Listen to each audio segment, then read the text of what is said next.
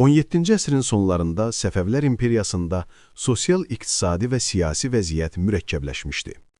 Şah Sultan Hüseynin zamanında Səfəvilər dövlətinin iqtisadiyyatı dəhşətli tənəzzül dövrünü yaşayırdı. Dövlət xəzinəsi boşalmış, xidmətçilərin məvacibi isə ödənilməmiş olaraq qalırdı. Şah məcburiyyət qarşısında qalaraq xəzinədə olan 25.000 tümənlik cəvahiratı girov qoymuş və Holland tacirlərindən aldığı pulla dövlət qulluqçularının məvacibini ödəmişdi. 1698-ci ildə ölkə ərazisində kütləvi siyahı alma həyata keçirildi. Əhali və əmlak qeydə alındı. 18-ci əsrin əvvəllərində iqtisadi tənəzzülün və dövlət xəzinəsindəki boşluğun qarşısını almaq üçün çıxış yolunu vergilərin 2-3 dəfə artırılmasında və yeni vergi növlərinin tətbiqində gördülər. Bu isə öz növbəsində ölkəni daha ağır iqtisadi çətinliyə sürüklədi. Bütün bu iqtisadi çətinliklər və şahın atdığı addımlar nəticəsində Səfəvilər dövlətinin demək olar ki, bütün ərazisində üsyanların baş verməsinə gətirib çıxardı.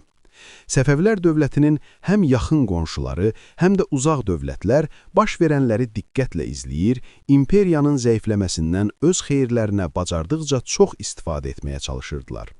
Vaxtilə Osmanlı dövlətinin qarşısında layiqincə rəqabət apara bilmiş Səfəvi imperiyası artıq öz sərhədlərini qorumaq gücündə deyildi. Mühüm vəzifələrə gətirilmiş qeyri-türk mənşəli əmirlər, xüsusilə Kürd, ərəb mənşəli ordu sərkərdələri dövlətin hərbi gücünü qəsdən zəiflədir, dövlətin çökməsi üçün zəmin hazırlayırdılar. Şah Sultan Hüseynin ən mühüm səhvi əfqanlarla bağlı yürütdüyü siyasət olmuş və bu səhv onun özünün, övladlarının, bütünlükdə Səfəvilər dövlətinin taleyini həll etmişdir.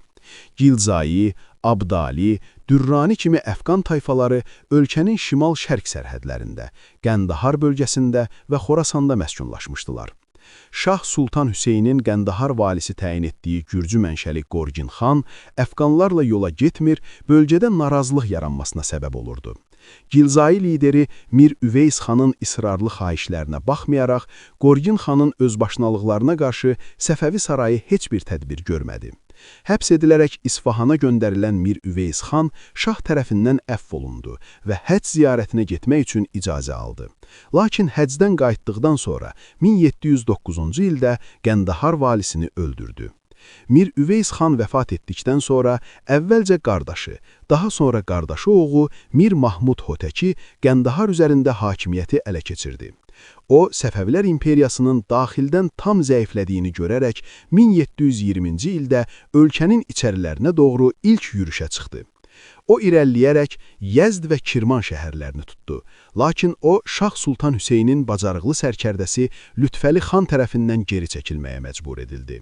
Mir Mahmud Qəndahara geri çəkilir və burada qoşun yığmağa başlayır. Mir Mahmud daha bir yürüşə başlayır və yenə də Yəzd və Kirman şəhərlərini tutur.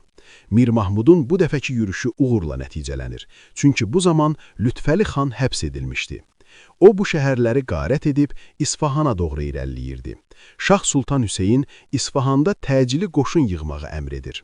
Bu zaman İsfahanda təcili olaraq biri digərinə uyğun olmayan adamlardan ordu düzəldilir və Şah Sultan Hüseyin bu ordunun başında İsfahana qədər gəlib çatmış Mir Mahmudu qarşılamağa gedir. Səhər açılanda iki ordu üzləşir. Səfəvilərin 50 minlik, Mir Mahmudun isə 20 minlik ordusu var idi. Mir Mahmud hücum əmri verir və döyüş başlayır. Əvvəlcə Səfəvi qoşunu əfqanları məğlub edir. Lakin bu üstünlüklər heç biri həlledici rol oynamadı. Şahın müşavirləri öz yarıtmaz məsləhətləri ilə döyüşün taleyini qabaqcadan həll etdilər. Səfəvi sərkərdələri arasında hökm sürən rəqabət və hərbi təcrübəsizlik nəticəsində savaş əfqanların qələbəsi ilə bitdi. Xuzistan valisi Abdullah xan xəyanət edib öz ixtiyarındakı qoşunu döyüş meydanından kənara çıxardı. Yerdə qalan ordu tələsik İsfahana qayıtdı, qala qapıları düşmənin üzünə bağlandı. Səfəvilər 700 nəfər döyüşçü və 24 top itirdilər. Mir Mahmud Hotəki daha çox itki verməmək naminə şəhəri mühasirəyə alıb İsfahanlıların iradəsini acılıqla qırmaq qərarına gəldi. 6 ay davam etmiş mühasirə nəticəsində İsfahanda 80 mindən artıq insan aclıqdan və xəstəlikdən həlak oldu. Şah Sultan Hüseyin bu 6 ay ərzində mühasirəni yarıb, düşməni məğlub etmək və ya şəhərdən çıxıb kənarda özünə tərəfdar toplamaq, yeni qüvvə ilə İsfahana qayıtmaq imkanından da istifadə etmədi. Lür hakimi Əlimərdan xan öz qoşunu ilə İsfahan yaxınlığına gəlib köməyini təklif etdi. Lakin bu şərti qoydu ki, şah hakimiyyətdən kənara çəkilib, qardaşı Abbas Mirzənin taxta çıxmasına razılıq versin. Şah Sultan Hüseyin bu imkanı dəyərləndirmək əvəzinə çıxış yolunu oğlu Şahzadə Təhmasib Mirzəni şəhərdən çıxarmaq da gördü. Lakin Təhmasib Mirzə gözlənildiyindən əksinə ölkənin şimal bölgələrində qoşun toplayıb qayıtmaq əvəzinə Mazandaranda Fətəli xan Qacarla birləşib özünü şah elan etdi. 1722-ci ilin oktyabrında Şah Sultan Hüseyin kənardan yardım gözləməyin və müqavimət göstərməyin mənasını görərək İsfahanı təslim etmək qərarına gəldi. Şəhər kənarındakı düşərgahda Mir Mahmud xanla görüşən şah öz tacını onun başına qoymaqla Səfəvlər dövlətinin süqutuna imza atdı.